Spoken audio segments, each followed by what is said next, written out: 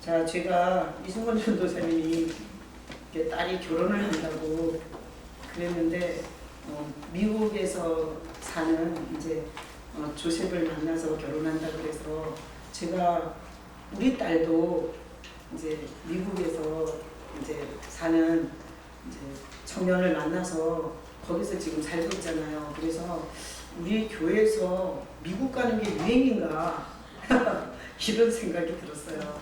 자, 우리 조셉이랑 윤이랑 미국 가서 예수님하고 행복하게 잘 살기를 축복합니다. 네, 우리 성도들도 그렇게 기도해 주세요. 네, 그래서 이제 엄마가 이제 안타까운 거예요. 예수님하고 함께 가면 걱정이 없는데 혹시나 사람끼리만 살면 얼마나 불확실한 상황을 만났을 때 뭘로 풀어가겠냐. 그래서 이제 엄마가 안타까워서 그래서 하여튼 예수님을 꼭 심어가지고 보내고 싶으신 거예요. 근데 제가 이제 이승원 전도사님이 그런 얘기도 하고 그리고 또 둘을 만나서 내가 영어 사역이랑 갖고 이렇게 예수님을 이렇게 받아들여서 함께 사는 거라고 이렇게 설명하면서 제가 참 복되다는 생각이 들었어요. 엄마가 맛이 가면 돈을 챙겨주려고 그러고 그리고 무슨 스펙을 챙겨주려고 했을 텐데 엄마가 얼마나 예수님이 중요한지를 잘 아니까 그냥 예수 심어서 보내려고 하는 그 자체가 너무 복이고요.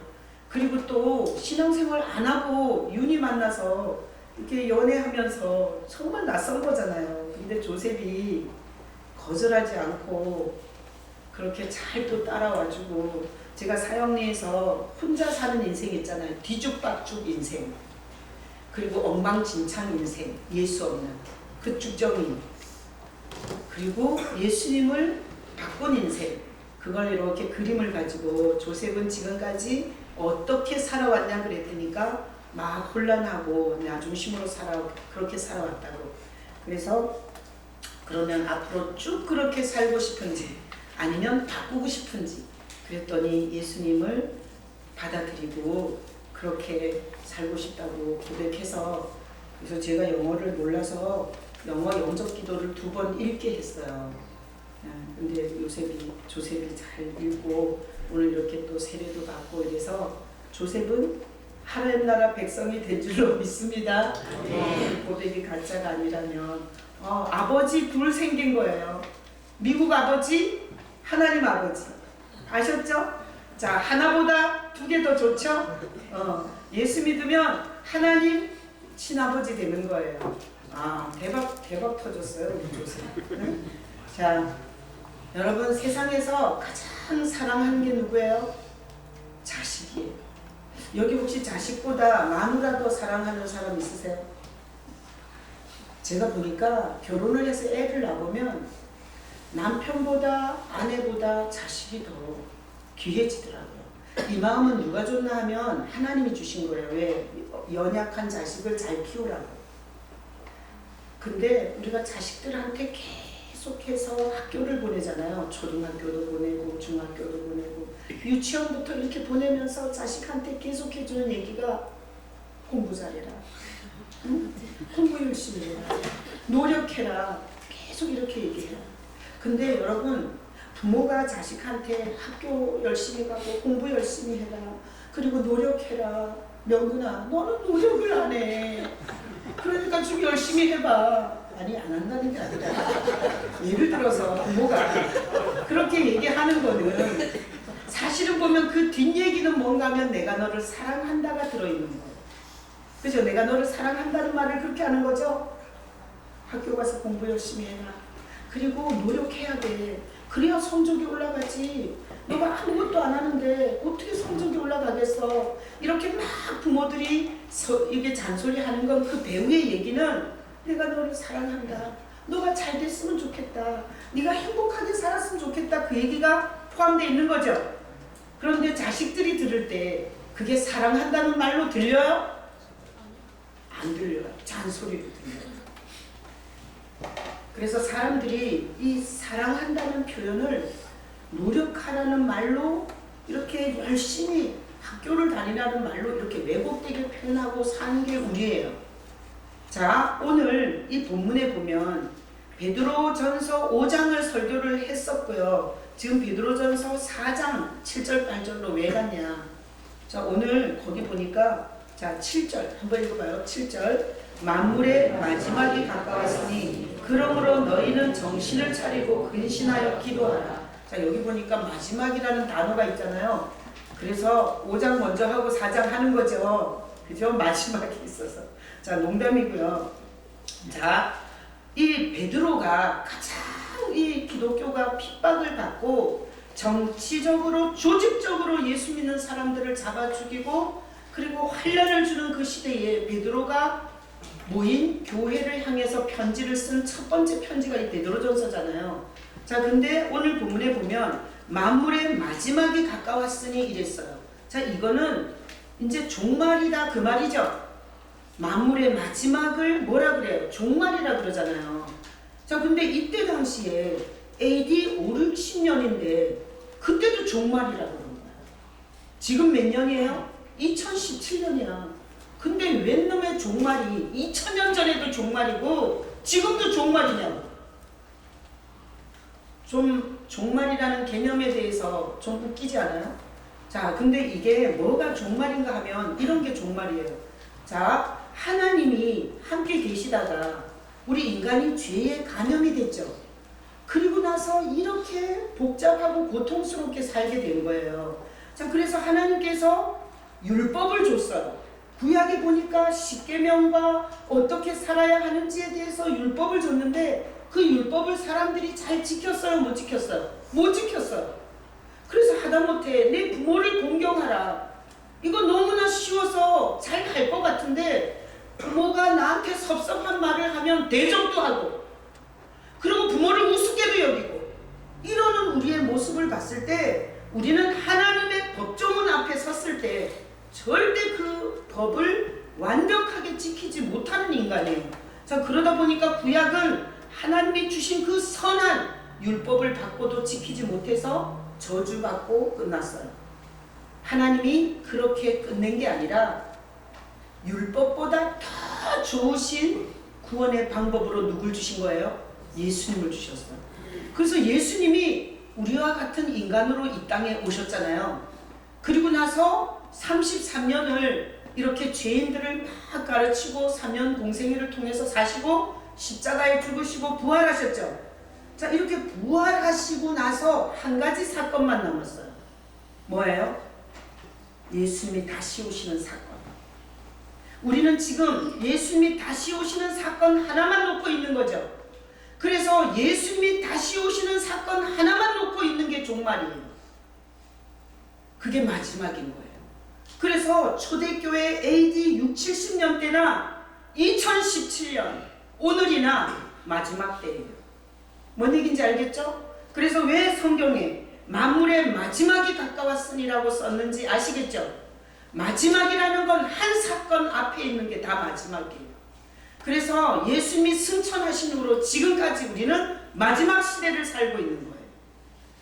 자, 그러면 마지막이 가까우면 예수님이 오실 때가 가깝고 그리고 지금도 우리는 예수님이 오시는 사건을 기다리면서 신앙생활을 하잖아요. 죽어서 예수를 만나든 주님이 오셔서 만나든 우리는 하나의 사건 앞에 있어요. 예수 만나는 사건.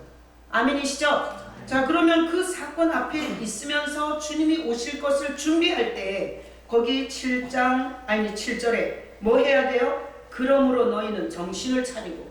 자, 여기 지금 정신줄 놓으신 분 계세요? 그러시면 아니 되시는 거죠? 한 사건 앞에 사는 우리는 항시 어떻게 해야 돼요? 정신을 차려요. 정신. 자, 머리 한번 흔들어 봐요. 자, 정신 나간 사람 다 돌아올 수 있어요. 흔들면. 자, 우리 최명 지사님이 85세인데 이렇게 돌리시는 거예요. 자, 정신 다 돌아왔어요. 정신을 차려요. 이 한 사건 앞에 사는 마지막 때를 사는 성도는 정신 차려야 돼요. 그리고 뭐 해야 돼요? 근신해야 돼요. 오늘 거기 근신하라 그랬죠? 근신이라는 게 뭔가면 막 하고 싶은 것을 절제하고 조절하는 게 근신이에요. 자, 그러니까 우리가 하고 싶은 대로 막 살면 안 돼. 한 사건을 기다리고 있는 성도는 근신하고 살아야 돼요. 자, 맞아요? 틀려요? 맞죠? 그 다음에 또 뭐 해야 돼요? 기도해야 돼요. 그래서 우리가 7절을 보니까 한 사건, 예수님이 다시 오는 사건 앞에서 정신 차려라, 근신해라, 기도해라. 이거는 굉장히 중요한 말이잖아요. 근데 오늘 8절에 보니까 다 같이 읽어요. 8절. 무엇보다도 뜨겁게 서로 사랑할지니 사랑은 허다한 죄를 덮느니라. 자, 앞에 얘기한 것보다 더 중요하다는 거예요. 그런 거죠. 무엇보다도, 그러니까 정신 차리는 것보다도, 그리고 근신하는 것보다도, 기도하는 것보다도 훨씬 더 중요한 건 뜨겁게 서로 사랑하라. 이렇게 하면서 사랑은 허다한 죄를 덮는다 그랬어요. 자, 그러니까 죄 지은 인간들이 예수님이 오시기 전에 회개하고 금식 기도하면서 그 죄를 끊어야 되는데, 뜨겁게 사랑하면서 사랑이 죄를 덮어준다는 거예요. 이게 오늘 본문이에요. 자, 제가 이 본문을 가지고 설교를 할 때 여러분들이 성경에 이 말씀을 왜 기록을 했는지에 대해서 오늘 예수님이 여러분에게 하는 메시지를 들을 수 있기를 예수님의 이름으로 축복합니다. 여기 와서 가장 불쌍한 사람은 주님이 나한테 뭔 얘기를 했는지 모르고 가는 거예요. 그건 죽정이고 죽은 거고 남 좋은 일만 시키는 사람이에요. 여러분 실속 있는 시간이 되시길 축복합니다. 자, 그래서 자, 원래 하나님이 온 우주 만물을 만드실 때 원숭이 코에다가 호흡을 불어넣지 않았어요. 사자가 동물의 왕이니까 사자 콧구멍에다가 하나님의 호흡을 불어넣지 않았어요. 하나님은 유일하게 인간에게 이렇게 인간의 흙으로 만든 인간의 코에다가 하나님의 호흡을 넣어줬어요. 하나님은 어떤 분인가 하면 모든 우주 만물을 사랑하고 돌보시는 분이세요. 그래서 하나님의 속성 중에는 모든 것을 사랑하고 돌보는 속성이 있으세요. 근데 인간에게 이렇게 하나님의 호흡이 들어오면서 우리 인간이 나 말고 다른 사람과 그리고 온 다른 것들을 사랑할 수 있는 존재로 만들어졌어요. 다 같이 한번 묵상해봐요. 나는 사랑할 수 있는 사람이다.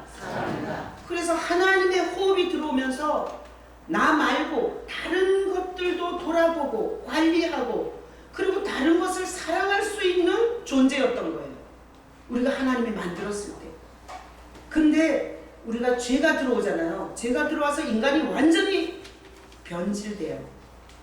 인간이 변질되고 나서 인간이 뭐가 변질이 되나 하면 다른 것들을 사랑하고 돌보면서 행복했던 것을 잊어버려요. 그리고 뭐밖에 모르냐? 자기 애밖에 안 남아요. 자기만 사랑하는.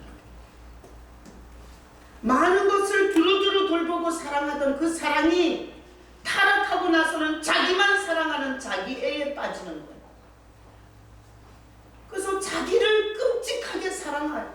그리고 다른 사람에 대해서는 사랑할 줄 몰라요. 그러다 보니 이 병이 걸린 인간은 지옥을 사는 거예요. 왜? 자기 애에 빠져 있는데 자기를 기분 나쁘게 하는 원수가 엄청 많이 생기는 거죠. 자기를 무시한 것 같으면 죽이고 싶을 만큼 막 원한이 맺히는 거예요. 자, 이런 식으로 자기 애에 빠져서 자기 중심적인 삶을 살다 보니까 인간은 행복한 게 아니라 얼마나 끔찍한 지옥을 살게 되는지 모릅니다. 여러분 그런 지옥 경험해 보셨죠? 누가 갑자기 미워져서 그 사람을 사랑하는 게 아니라 그 사람을 미워하면서 그 사람을 섭섭해하면서 밤을 지새 본 적이 있으세요? 그런 밤을 지새 보신 분은 진짜 지옥이 뭔지를 경험하신 거예요. 사랑해야 되는데 사랑하지 못하고 자기 애 속에서 기분 나쁘고 섭섭하고 원망과 괘씸을 가득히 안고 잠들 때 그때 그 끔찍한 지옥은 우리 인간을 정말 처참하게 비참하게 허약하게 만들잖아요. 자, 그래서 오늘 이 본문에서 초대교회 성도들이 정치적으로 황제가 예수 믿으면 잡아 죽이고 그리고 살 수가 없는 이런 어려움을 주고 있었어요. 근데 그 환난과 그 핍박을 받으면서도 그들은 이 소망을 갖고 버텼어요. 예수님이 다시 오신다. 베드로는 예수님이 구름을 타고 올라가는 걸 봤어요? 못 봤어요? 직접 봤어요. 그리고 본 그대로 온다 그랬어요. 그러니까 얼마나 간절히 그 사건 하나를 바라봤겠어요. 그래서 핍박이 강하면 강할수록 주님은 반드시 오신다. 주님은 우리가 기다리고 있으면 반드시 오신다. 이런 간절한 고백을 가지고 그들이 그 황제의 핍박과 그 두려움에 신앙을 잃지 않으려고 정신을 차리고, 그리고 막 로마는 엄청난 쾌락에 난무하기 때문에 술을 부어라 마셔라 그걸 또 목구멍에 손을 넣어서 토하고, 음식도 얼마나 흥청망청 먹고 토하고 또 먹고, 이런 아주 쾌락이 난무하는 시대를 최소한의 음식을 먹으면서 근신하면서 날마다 베드로나 그 초대교회 성도들이 그렇게 눈에 보이게 올라간 예수님을 기다리면서, 기도하면서, 어려움이 있으면 기도하면서, 낮에도 기도하고 밤에도 기도하고 다 기도하면서 그렇게 주님을 기다리고 있었어요. 그러다 보니까 우리 기도를 열심히 하시는 분은 기도 안 하는 사람이 사람으로 보여요, 안 보여요? 사람으로 안 보여요. 뭐 저런 인간이다. 초대교회가 이렇게 정신 차리고 근신하고 기도하다 보니까 어떤 문제가 생겼냐면, 정신 안 차린 인간을 보면 정죄하게 돼요. 그리고 근신을 하지 못하는 인간을 보면 인간같이 안 보이는 거예요. 그리고 하나님의 사람이라고 하면서 기도를 안 하고 사는 인간을 보면 그건 다 가짜로 보이는 거예요. 그래서 이렇게 초대교회가 한 가지 사건을 기다리면서 정신을 차리고 근신하면서 기도하면서 그들이 가장 많이 한 게 정죄예요. 기도 안 하는 사람, 신앙이 가짜야. 근신할 줄 모르는 사람, 그건 축정이야. 그리고 그 정말 영적인 정신 없이 세상 쾌락에 빠져서 돌아가는 세상을 보면서 망할 놈의 세상, 다 미쳐 돌아가는 거야 이러면서 그들이 했던 가장 강력한 거는 열심히 있는 것만큼 정죄하는 거야. 자, 이렇게 정죄를 하게 되면, 자, 예수님은 사랑하는 영이에요, 정죄하는 영이에요? 사랑하는 영이에요. 이렇게 정죄를 해대면 반드시 분열이 오게 돼 있어요. 여러분 가정에서도 남편이 아내를 정죄하고 아내가 남편을 정죄하잖아요. 그 가정은 얼마 못 가서 반드시 깨지게 돼 있어요. 그러니까 베드로가 봤을 때 열심히 신앙생활 하면서 오류에 빠진 게 뭔가 하면 사랑을 하는 게 아니라 그렇게 살지 못하는 다른 사람들을 향한 정죄의 마음이 엄청나게 커지는 거예요.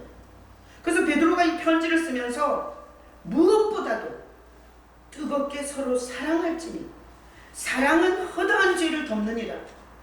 이게 뭔가 하면 우리 가정을 예를 들어서 생각해보면 딱 맞아요. 희준 집사님이 지혜 권사한테 너는 이게 잘못됐어, 너는 이게 틀려먹은 거야, 그래서 나는 너를 보면 밥맛이 없어, 이렇게 정죄를 해대면 지혜 입에서 희준이를 향해서 좋은 말이 나가겠어요? 너는 잘하냐? 이렇게 싸울 때는 남편이고 뭐가 없잖아. 그냥 너랑 나랑 맞짱 막 뜨잖아요. 그죠? 너는 잘하냐? 너는 그런 적 없어? 그래, 내가 실수했어. 너는 실수한 적 없냐? 이렇게 서로 분쟁과 이렇게 다툼이 일어나게 돼요. 정죄를 하게 되면. 남의 잘못을 쪽쪽 찾아서 지적질을 하게 되면 거기에서는 반드시 분쟁과 분열의 역사가 일어나요. 그렇다면 초대교회에서 기도를 열심히 하고 아침에 와서도 기도하고 저녁에 와서도 기도하면서 기도 안 하는 성도들을 막 정죄하고 있다면 그 교회는 깨지겠어요? 부흥이 되겠어요? 깨지죠. 그래서 열심히 하는 사람들이 빠질 수 있는 가장 흉악한 주제가 뭔가 하면 그렇게 살지 못하는 사람을 정죄할 수 있는데, 이렇게 정죄하다 보면 교회는 반드시 깨져요.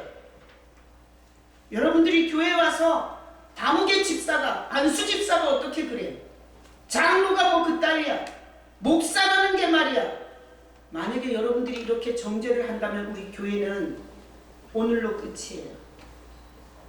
교회는 존립할 수가 없습니다. 그래서 베드로가 쓴 거예요. 정신 차리는 거 맞다. 근신하는 거 맞다. 기도해야 된다. 그러나 그 무엇보다도 가장 중요한 것은 서로 사랑해야겠다. 그래야 이 환란의 바람을 맞고 있는 교회가 존립이 될 수 있고, 그래야 너네들이 이 어려운 세대를 이길 수 있다. 그래서 무엇보다 서로 사랑할지니, 사랑은 뭐냐? 허다한 죄를 덮는 거다. 교회 안에서 이상한 인간이 있나? 그건 덮어야 된다. 그렇게 말씀하신 거예요. 자, 예수님이 하나님이시잖아요. 근데 우리 모습으로 이 땅에 오셨어요. 예수님은 이 땅에 오신 이유가 정죄하러 왔어요? 사랑하러 왔어요? 어떻게 생각하세요? 정죄하러 왔어요? 사랑하러 왔어요? 사랑하러 오셨어요. 예수님이 이 땅에 온 거는 사랑하러 왔어요. 누구를? 죄 냄새가 펄펄 나는 죄인을 사랑하러 왔어요. 죄인을 사랑하고 죄인을 건지러 오신 이름이 예수예요. 저희 죄에서 건진다는 뜻을 갖고 있어요. 자, 다 같이 복창하고 가요. 예수님은 사랑하러 오셨다. 누구를? 죄인. 자, 예전에 제가 어떤 여자분이 나한테 와서 이렇게 얘기했어요. 목사님, 못 살겠어요. 자기는 술이 싫다는 거예요.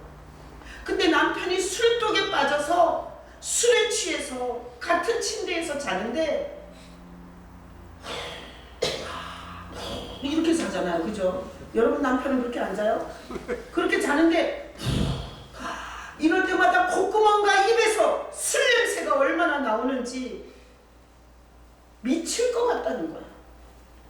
그래서 자기가 그 썩은 술 냄새를 맡으면서 살기가 너무 힘들다는 거야. 제가 그 얘기를 들은 적이 있거든요. 제가 한번 이런 생각을 해봤어요. 예수님이 거룩하신, 죄 없으신, 완전하신 하나님이 이 죄인의 땅에 올 때 술 안 먹는 여자가 술 먹는 남자의 그 콧김과 입김을 맞는 그런 어려움하고 비교가 되겠냐고. 이 더럽고 취약한 죄악 세상에 거룩하신 하나님이 오실 때 죄의 냄새, 죄의 그 더러운 영향력을 보면서 얼마나 끔찍하게 힘들었겠어요. 근데 냄새나고 더럽고 추잡한 죄인을 더 사랑했기 때문에 오신 거예요. 그래서 예수님은 사랑해서 왔어요, 이 땅에.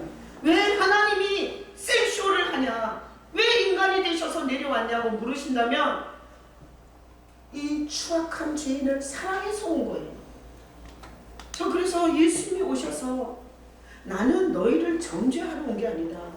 나는 너희를 구원하러 왔다고 분명히 말씀하셨어요. 하나님이 인간이 되셔서 하신 일이란 구원은 절대 죄가 용서돼야 받아요. 그러니까 하나님이 이 땅에 오셔서 그 취약하고 더러운 죄를 용서해 주십니다. 예수님이 이 땅에 오셔서. 자, 그래서 제가 오늘 이렇게 조셉이랑 윤희를 세례를 줬는데 저는 절대 어떤 인간의 죄를 용서할 자격이 없고, 그리고 그런 권세와 능력이 저에게는 없습니다. 근데 인간의 죄를 용서할 수 있는 건 하나님만 가능한 거예요. 하나님만. 우리 옛날에 파리의 여인인지 무슨 여인이 있었어요. 둘이서 연애하다가 내가 내 죄를 사하노라 이랬어요. 그런다고 사해지냐고. 그거는 그냥 말장난이에요. 하나님만이 그 주권과 권세와 능력으로 죄를 사할 수 있어요. 그래서 제가 교도소 집회를 다녀보면 교도소에서 8.15 특사, 광복절 특사, 8.15 특사, 광복절 특사네, 신정 특사, 구정 특사, 성탄절 특사, 그런 특사가 뭔 줄 알아요? 대통령이 죄가 남아있는데 너를 사면하노라. 그게 특사예요. 저는 교도소를 다니면서 하나님이 죄를 용서한다는 것을 실제로 본 게 그 사건이에요. 대통령도, 한 나라의 대통령도 자기의 주권을 가지고 죄수를 10개월 살 죄수를 5개월 만에 내보낼 수 있는데 하나님은 죄를 사할 수 있는 분이세요. 인간의 죄를 용서하러 오신 하나님의 이름이 뭐예요? 예수님이세요. 그래서 예수님이 이 땅에 오셔서 자기가 죄 없다는 인간은 만날 이유가 없어요. 아니 자기가 착하대, 자기가 다 율법을 다 지키고 살았대. 그런 인간은 예수님이 갈 필요가 없어요. 왜? 예수님은 죄인을 용서하러 오셨기 때문에 예수님이 찾아다닌 건 다 죄인을 찾아다닌 거예요. 장녀가 나같이 더럽고 추잡한 인간은 세상의 쓰레기입니다. 그렇게 자기가 죄인이라는 것을 고백하고 있는 그 장녀를 찾아간 거예요. 왜? 죄를 용서해 주러 왔으니까. 그리고 아무리 생각해봐도 알아. 세리가 뭐예요? 이완용이처럼 나라 팔아먹고 세금 뜯어먹은 매국노예요. 근데 자기가 더 잘 알아. 자기가 얼마나 돈독이 올라서 민족의 피를 빨아먹은 못된 놈인지. 여러분, 못된 인간은 누가 못됐다고 얘기하기 전에 다 자기가 알아. 자기가 얼마나 못됐는지. 세리는 알고 있었어요. 자기가 얼마나 못돼 처먹은 인간인지. 근데 예수님은 그 세리를 찾아가요. 왜? 용서하러 왔기 때문에. 예수님이 안 간 대상이 있어요. 착하다고. 내가 왜 죄인이냐고. 나는 죄 지은 적이 없다고. 이렇게 얘기했던 종교 지도자들에게는 가지 않으셨어요. 그래서 예수님 욕 엄청 먹었어요. 거지 같은 것들하고 함께 있기 때문에 거지라고. 그런 온갖 무시와 멸시를 받으면서도 예수님은 죄를 용서하러 오신 하나님이시기 때문에 끊임없이 죄 짓다가 중풍병에 걸린 중풍병자에게 가시고, 죄 짓고 우상 숭배, 귀신 숭배하다가 귀신 들린 그런 추잡한 영적 더러움을 가진 자들에게 가서 그런 흉악한 죄에서부터 돌이킬 수 있도록 하셨어요. 자, 그래서 오늘 우리가 이 본문을 보면서 죄는 여기 우리 8절 다시 한번 읽어봐요. 무엇보다도 뜨겁게 서로 사랑할지니 사랑은 허다한 죄를 덮느니라. 그러니까 많은 죄가 있다 할지라도 예수님의 사랑은 그 죄를 덮을 수 있다는 거죠. 자, 그래서 이제 말씀을 찾아놨는데 우리가 한번 기니까 찾아보자고요. 누가복음 7장. 자, 누가복음 7장 빨리 찾으세요. 옆에 잘 못 찾는 사람은 도와주세요. 자, 최명 집사님 빨리 도와주세요. 누가복음 7장 36절부터 마지막 절까지. 자, 누가복음 7장 36절부터 마지막 절까지인데 저랑 같이 읽으면서 제가 설명을 하겠습니다. 오늘 이 본문이 성경에 어떻게 증거되고 있는지를 보이는 거예요. 자, 36절 다 같이 읽어봐요. 한 바리새인이 예수께 자기와 함께 잡수시기를 청하니 이에 바리새인의 집에 들어가 앉으셨을 때에, 자, 바리새인 종교 지도자예요. 근데 웬일로 예수님을 자기 집에 와서 밥 한 끼 대접한다고 오라 그랬어요. 예수님은 오라는 데는 반드시 가세요. 여러분, 예수님을 초청할 수 있는 믿음이 되시길 축복합니다. 자, 예수님 오시라 그랬어요. 그래서 바리새인 집에도 들어가셨어요. 37절 읽어봐요. 그 동네에 죄를 지은 한 여자가 있어 예수께서 바리새인의 집에 앉아 계심을 알고 향유 담은 옥합을 가지고 와서, 그 바리새인의 집에 동네에서 다 알아. 그 여자가 죄 짓고 얼마나 흉악한 죄 짓고 살았는지 그 여자를 알아. 근데 그 여자가 향유를 담은 옥합을 갖고 38절 읽어봐요. 예수의 뒤로 그 발 곁에 서서 울며 눈물로 그 발을 적시고 자기 머리털로 닦고 그 발에 입 맞추고 향유를 부으니, 이 공인된 죄인, 창녀일 거예요 아마. 이 공인된 추잡하고 더럽게 산 여자가 바리새인 집에서 식사하려고 하는 예수님께 와서 향유를 붓고 너무너무 울면서 눈물이 발에 떨어졌는데 자기 머리털을 갖고 그 눈물을 닦으면서 예수 앞에 있었어요. 39절 읽어봐요. 예수를 청한 바리새인이 그것을 보고 마음에 이르되 이 사람이 만일 선지자라면 자기를 만지는 이 여자가 누구며 어떠한 자 곧 죄인인 줄을 알았으리라 하거늘. 바리새인이 밖으로 얘기한 게 아니라 속으로 생각했어요. 저게 진짜 선지자라면 지발을 만지고 지발을 닦는 저 여자가 얼마나 더럽고 추잡한 여잔지 알걸. 그러면 저렇게 하라고 놔두지 않았을 거야. 이렇게 그 바리새인이 속으로 생각했어요. 자, 여러분 속생각도 예수님이 다 아신다는 거를 믿으시기를 바랍니다. 자, 40절 읽어봐요. 예수께서 대답하여 이르시되 시몬아 내가 네게 이를 말이 있다 하시니 그가 이르되 선생님 말씀하소서. 그 속으로 하는 생각을 아시고 말해요. 시몬이야 이름이. 이 바리새인 이름이. 내가 너한테 해줄 말이 있다. 이러면서 말씀하셔요. 41절 읽어봐요. 이르시되 빚주는 사람에게 빚진 자가 둘이 있어 하나는 500데나리온을 줬고 하나는 50데나리온을 줬는데 42절 갚을 것이 없으므로 둘 다 탕감하여 주었으니 둘 중에 누가 그를 더 사랑하겠느냐. 자, 500데나리온 빚진 자가 탕감받고 50데나리온 빚진 자가 탕감받았을 때 누가 탕감해준 자를 더 사랑하겠느냐는 거예요. 누가 더 사랑해요? 그 바리새인 시몬이 대답해요. 43절 읽어봐요. 시몬이 대답하여 이르되 내 생각에는 많이 탕감함을 받은 자니이다. 이르시되 내 판단이 옳다 하시고. 이 바리새인이 말했어요.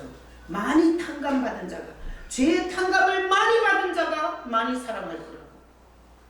그래서 예수님이 설명을 해줘요. 44절 그 여자를 돌아보시며 시몬에게 이르시되 이 여자를 보느냐. 내가 네 집에 들어올 때에 너는 내게 발 씻을 물도 주지 아니하였으되 이 여자는 눈물로 내 발을 적시고 내 머리털로 닦았으며 너는 내게 입 맞추지 아니하였으되 그는 내가 들어올 때로부터 내 발에 입 맞추기를 그치지 아니하였으며 너는 내 머리에 감람유로 붓지 아니하였으되 그는 향유를 내 발에 부었느니라. 자, 47절 다 같이 읽어요. 이러므로 내가 네게 말하노니 그의 많은 죄가 사하여졌도다. 이는 그의 사랑함이 많으니라. 사랑을 받은 일이 적은 자는 적게 사랑하느니라. 이 여자는 7 귀신이 들렸다가 예수 만나서 귀신이 나갔어요. 온전한 정신을 갖고 사는 게 너무 감사한 거야. 그래서 예수님이 바리새인 종교 지도자 거룩한 집에 밥 먹으러 왔다 그러는데 자기를 향해서 손가락질하고 힘을 뱉을 걸 알지만 그 자기를 그 고통스러운 삶에서 건져준 예수님께 감사를 하고 싶었어요. 그래서 소중한 향유를 가지고 예수님께 가서 발에 붓고 눈물을 흘리면서 당신을 만나지 못했다면 나는 처참한 인생이 됐을 텐데 그렇게 주님을 사랑하는 마음으로 그 발을 닦으면서 눈물을 흘리면서 그렇게 했어. 그랬더니 예수님이 너는 나를 식사 초대하고 내가 네 집에 들어갈 때 내 머리에다가 감람유 하나 부은 적 있냐? 네가 물을 떠다가 내 발을 씻겼냐? 근데 이 여자는 봐라. 자기 눈물로 내 발을 씻고 머리털로 닦지 않냐?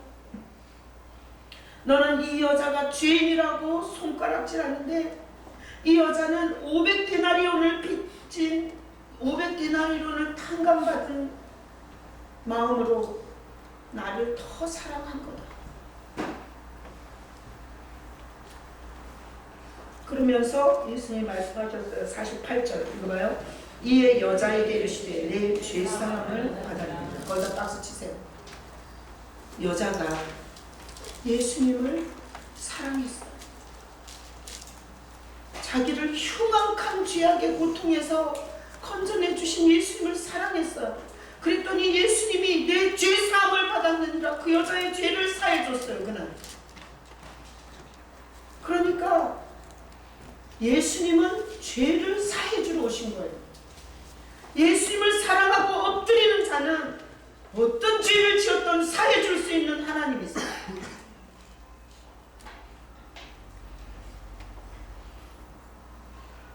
예수님이 이렇게 죄를 용서해주고 덮으시는데 우리는 이렇게 용서하고 덮으시는 은혜를 입은 자들이에요.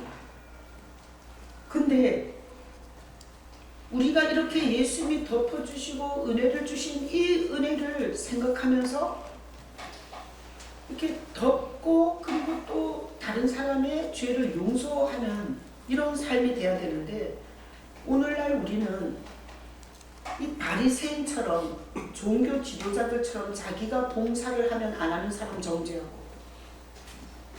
그리고 또 자기가 기도를 하면 기도 안 하는 사람을 정죄하고 우리 죄인의 가장 전문이 정죄가 됐어요. 여러분이 오늘 이 시간에 예수님을 여러분들이 어떻게 예수님이 여러분의 인생에 오신 것을 생각할 수 있기를 축복합니다. 그리고 예수님이 오셨다는 것은 우리의 모든 허물과 죄를 용서하러 오신 거예요. 자, 왜 용서가 필요하냐? 죄의 삭은 반드시 사망이고 저주를 갖고 와요. 만약에 용서하시는 주님이 와서 내 죄를 용서하지 않으면 내가 지금까지 지은 죄를 그대로 다 내가 저주로 갚아야 돼요. 만약에 이 세상에서 정말 개망난이로 살았는데 이 세상에서 전혀 죄의 대가를 받지 않고 죽었다면 그 사람은 지옥 가서 갚는 거예요. 절대로 피할 수가 없어요. 살아서 갚든지 죽어서 갚든지. 그런데 예수님은 살아서도 갚지 않고 죽어서도 갚지 않고 용서라는 선물을 갖고 오신 분이세요. 엄청난 거죠. 그래서 하나님이 우리가 모든 것을 꽃도 돌보고 동물도 돌보고 이름도 짓고 하나님이 주신 것을 이렇게 하나님의 속성을 함께 가지고 이렇게 돌보는 사람을 하던 우리가 지밖에 모르는 거야. 지밖에. 자기를 귀찮게 하면 왼수가 되는 거야. 이런 식의 자기 애 속에 빠져서 자기 사랑의 타락 속에서 있으면서 마누라하고 싸우고 목회자하고 싸우고 사람만 만나면 싸움질하는 이런 우리를 불쌍히 여기셔서 사랑을 할 수 있는 힘을 가지고 오신 예수님을 우리에게 보낸 거예요. 그것을 회복할 수 있게 해주신 분이 예수님이세요. 그래서 하나님이 예수님을 이 땅에 보내실 때 하나님이 그리는 꿈이 있었어요. 죄에 빠진 인간이 절대 다른 사람, 나 외에 다른 사람은 사랑할 수가 없어요. 근데 하나님이 보내신 하나님의 독생자 예수님을 받아들이면 예전에 잃어버렸던 자기 애 속에 갇힌 지옥 같은 인간이 아니라 예수님이 오시면 두루두루 이렇게 원래 갖고 있던 그 인간의 하나님이 주신 고유한 그 일을 할 수 있도록 그것을 회복해 주시라고 하나님이 예수님을 보내신 거예요. 그래서 교회를 개통제고 다니는 건 정말 불쌍한 거라고요. 교회를 오실 때 반드시 예수소가 내 안에 오시기를 사모하고 오셔야 돼요. 오늘도 그 주님을 사모하고 왔기를 축복합니다.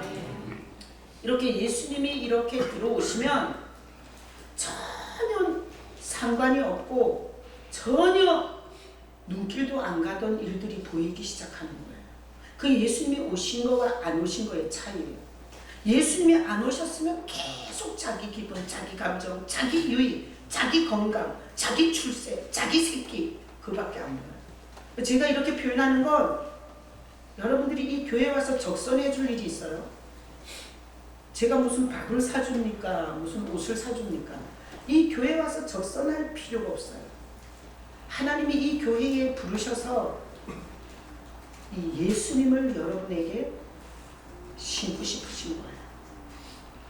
그래서 신앙의 목적을 지금 설교하는 예수님이 오신 것과 안 오신 것은 천지 차이라는 것을 인식을 하시고요. 자, 초대교회가 자 정신 차리고 살았죠.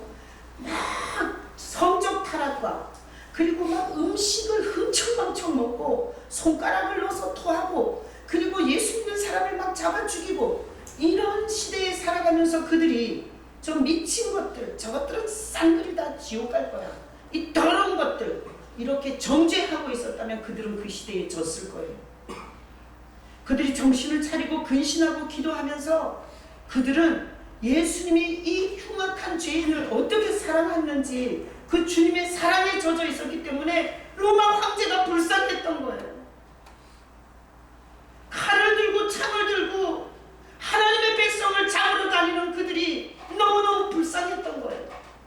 그러니까 그들이 잡혀서 죽을 때 그들을 아주 측은히 보는 눈으로, 불쌍히 보는 눈으로 그렇게 사랑을 담면서 보면서 내가 만난 예수를 당신도 만나길 원합니다 이렇게 말해주고 죽었어요. 그러니까 지금까지 사람을 죽이면서 그런 일은 본 적이 없는 거예요. 죽음을 떨지도 않고 칼을 들고 죽이는 자를 불쌍하고 긍휼한 눈으로 쳐다보면서 목이 잘리고 죽어가는 사람을 지금까지 본 적이 없는 거예요. 그래서 로마 정부가 국교로 뒤집힐 때 그때는 다 크리스찬을 죽였던 검투사나 그리고 군병이나 정치 지도자들이 다 뒤집어진 거예요. 이게 무슨 일이냐? 어떻게 사람이 이럴 수가 있냐? 그리고 이 작은 초대교회가 엄청난 복음의 불이 붙은 거예요. 그들은 중요한 위기 앞에서 이 베드로 전서를 통해서 그들은 돌이킬 수 있었어요. 근신하고 그리고 정신 차리고 기도하면서 성도들이 서로 정죄했다면 아무개 집사 왜 안 나와? 아무개 권사 뭐 하는 거야? 이런 식으로 초대교회가 정죄 전문으로 나갔다면 그 교회는 다 깨졌을 거예요. 근데 이 편지의 메시지는 근신해야 된다. 정신 차려야 된다. 기도해야 된다. 그러나 서로 덮어야 한다. 서로 덮어야 한다. 목회자가 허물이 있냐? 덮어라. 성도가, 아니 장로가, 안수집사가, 권사가, 집사가 맛이 갔냐? 덮어라. 사랑으로 덮어라. 그랬더니 교회가 쌈질이 일어나는 게 아니라 그렇게 덮어주는 사랑 속에서 그리스도의 영이 충만해진 거예요. 여러분 가정에서 오늘 돌아가서 서로 아내의 허물과 남편의 허물을 덮는 얘기를 한번 해보세요. 그럼 그 가정에는 성령이 역사하는 거예요. 그리스도의 영이 역사하는 거예요. 자기가 정확하게 본다고, 자기는 쪽쪽 집어서 남의 잘못을 귀신같이 파낼 수 있다고. 그래서 가족들의 허물과 죄를 쪽쪽 이렇게 정죄해대면 절대 그곳에는 마귀가 역사해요. 정죄의 영은 마귀의 영이에요. 덮고 사랑으로 끌어안는 영은 예수의 영이에요. 그래서 부모가 자식을 사랑한다는 이유로 공부 열심히 해라. 공부 열심히 해라. 더 노력해라. 이 말은 지적질이에요. 그래서 공부하려고 했다가 다 때려쳐. 그래서 우리는 오늘 설교를 통해서 이렇게 말해줘야 애들한테 사랑한다. 네가 내 아들이어서 자랑스럽다. 아빠에게는 정말 너를 사랑하는 마음이 있다. 이렇게 진짜 사랑을 우리나라의 문제가 뭐예요? 유교적인 문화 전통 속에서 그런 말을 아빠들이 절대 안 하잖아요. 마누라한테도 사랑하면 막 자존심이 상하고 막 그런 줄 알아요. 장모님. 우리 장모님이 자꾸 나보고 사랑한다고 해서 귀찮아갖고 이제 절대 그런 말 하지 말라고. 우리는 넘치게 하는데 여기 안 하는 분들은 여보 내가 힘들지만 당신 때문에 살아. 이거 좀 사랑하세요. 응? 그럼 가정이 잘 돼요.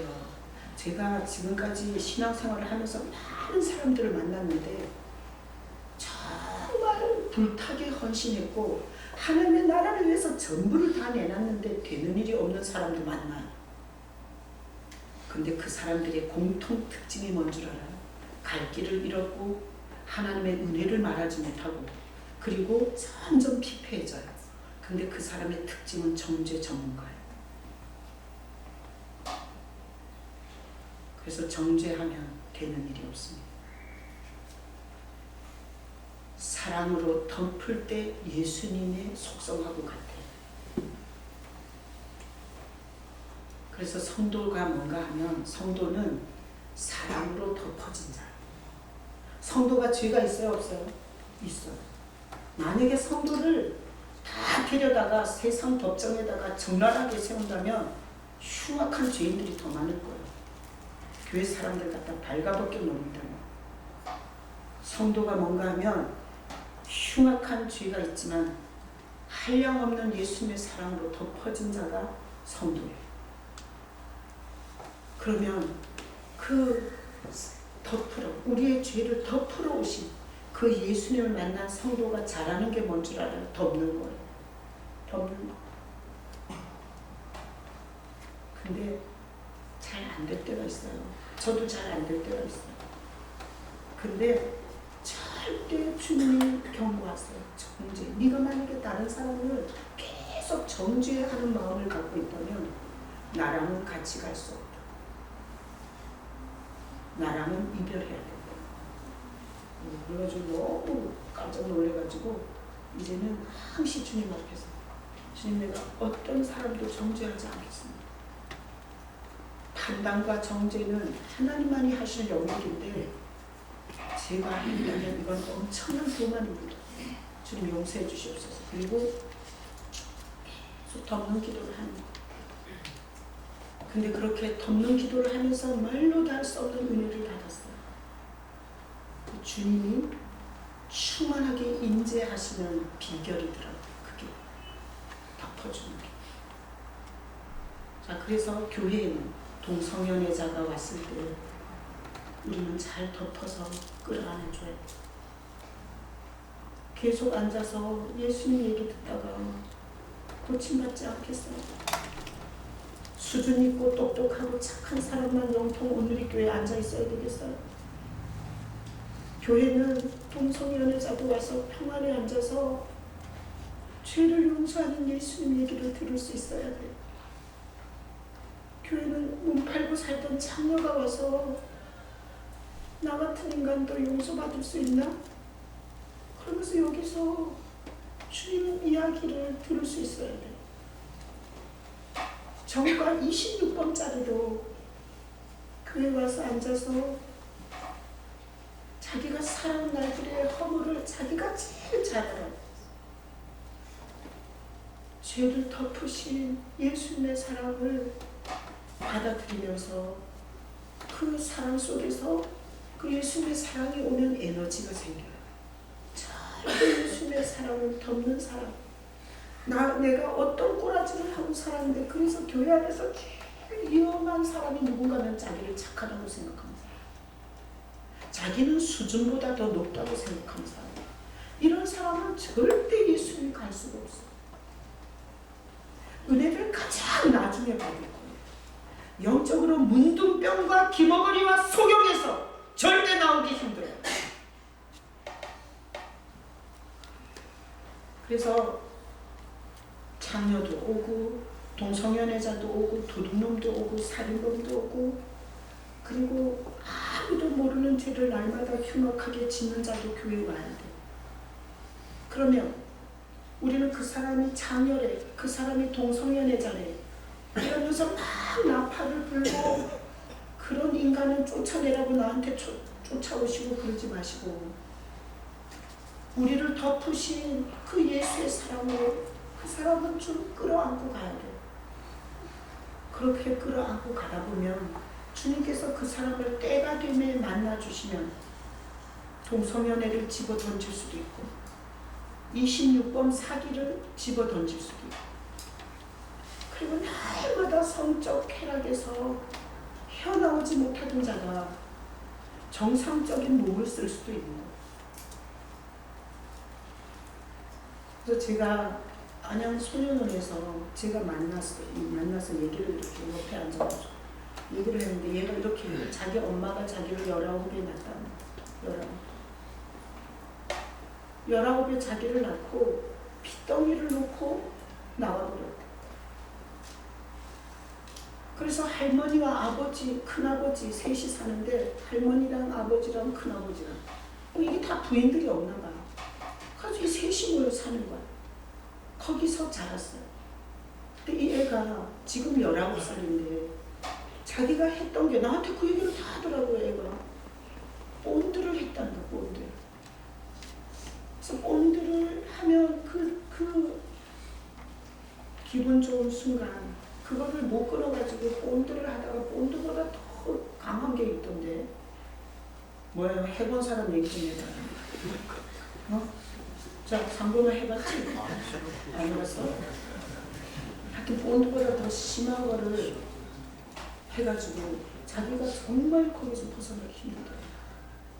그래서 네가 뭐 기도 제목이 있냐?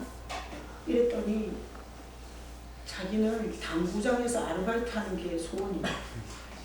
내가 또 그런 애 처음 봤어. 자기가 뭐 출세하고 싶지도 않대. 그냥 당구장에서 아르바이트 하고 살고 싶대. 근데 자기 걱정은 본드를 못 끊겠다는 거예요. 그래서 내가 걔를 이번 주에 처음 만났는데 내가 이렇게 안으면서 걔 이름을 부르면서 이렇게 말해줬어요. 아무개야, 나도 19살에 엄마가 나 핏덩이를 놓고 그리고 없고 할머니와 아버지 품에서 살았으면 나는 너보다 더 흉악해졌을 수도 있어. 그래서 예수님은 너를 정죄하지 않아. 그러니까 절대 너 해봤지. 노력해서 못 끊는다는 거 알겠지? 안 돼. 예수님은 우리가 못하는 걸 도와주셔. 그러니까 너가 여기 있을 때뿐만 아니라 나가서도 주님 내가 본드를 끊고 싶어. 알코올 중독보다 더 안 끊어지는 게 마약이에요. 그렇게 주님한테 계속 매달려. 그러면 너는 어느 날 인간이 절대로 할 수 없는 일을 하게 해주신 주님을 네가 경험할 거야. 그럼 너랑 같이 본드하는 애들 다 전도할 수 있어. 내가 그렇게 얘기했더니 얘가 너무너무 희망을 갖는 거예요. 희망을. 여러분 진짜 끔찍한 게 뭔 줄 알아요? 자기가 자기를 자책하는 거예요. 인생을 돌아보면 다 내가 잘못한 거야. 그리고 나 같은 인간은 죽어 마땅해. 그래서 면도칼을 갖고 자살 시도를 하는 사람들의 심리는 나만 없어지면 돼. 나는 쓰레기야. 다 나 때문에 생긴 일이야. 이렇게 자책을 하는 사람은 절대 자기를 자학하게 돼 있어. 근데 자, 얼마나 좋은 소식이에요. 내가 돌아보니까 다 내 잘못이고 그리고 다 내가 저지른 일이에요. 근데 이렇게 사는 나를 용서해로 주러 오신 예수님이 계신다. 그러면 교회 다니면서 주님 나 용서받고 싶어요. 주님 나를 용서해 주세요. 내가 봐도 나는 나쁜 놈입니다. 내가 봐도 인간 쓰레기입니다. 내가 봐도 나 같은 건 살 가치가 없습니다. 오늘 설교를 통해서 용서해 주러 사랑해서 오신 분이 예수님이라고 들었습니다. 예수님 나에게 오셔서 내 죄를 용서하시고 예수님의 사랑을 알게 해주세요. 이렇게 접근하잖아요. 그 사람은 반드시 용서를 받고 하나님이 행위와 상관없이 인간의 존재를 얼마나 사랑하시는지를 만나게 되는 거예요. 그러면 평신도로 못 살걸요? 목사 되지 목사. 응? 오늘 이 말씀을 통해서 여러분 죄책감이 있거나 자책을 하고 계시거나 그리고 끊임없이 반복적인 죄에서 나오지 못하시는 분이 있으시다면 용서하러 오신 사랑을 주러 오신 그 예수님을 붙잡으셔야 돼요. 그 예수님의 사랑을 만나면 사랑을 못하는 인간이 하는 인간이 돼요. 그것은 공부해서 되는 게 아니에요. 신학교를 나온다고 되는 게 아니에요. 자, 그래서 오늘날 우리 교회의 가장 큰 문제는 뭔가 하면 서로 정죄하고 있는 거예요. 정죄하는 교회는 예수님이 떠나요. 덮는 교회를 주님이 사랑하시고 덮는 교회 안에서 성령이 역사하는 거예요.